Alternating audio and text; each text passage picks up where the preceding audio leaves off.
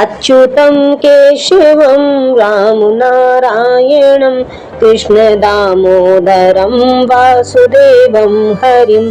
अच्युतं केशवं रामनारायणं कृष्णदामोदरं वासुदेवं हरि श्रीधरं माधवं गोपिकावल्लभं श्रीधरं माधवं गोपिकावल्लभं जानकीनायकं रामचन्द्रं भजे जानकीनायकं रामचन्द्रं भजे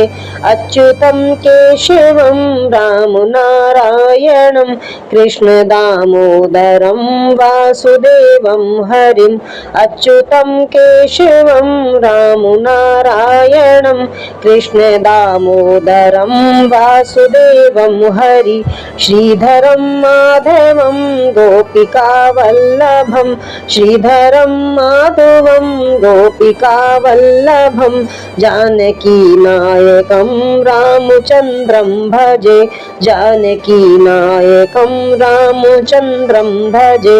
अच्युतं केशवं रामनारायणं कृष्णदामोदरं वासुदेवं हरिम् अच्युतं केशवं रामनारायणं कृष्णदामोदरं वासुदेवं हरिम् श्रीधरं माधवं गोपिकावल्लभं श्रीधरं माधवं गोपिकावल्लभं जानकीनायकं रामचन्द्रं भजे अच्युतं केशवं रामनारायणं कृष्णदामोदरं वासुदेवं हरिम्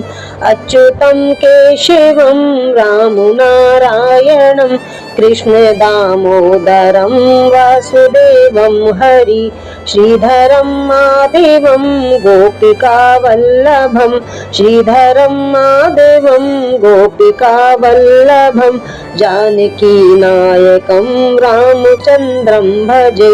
जानकीनायकं रामचन्द्रं भजे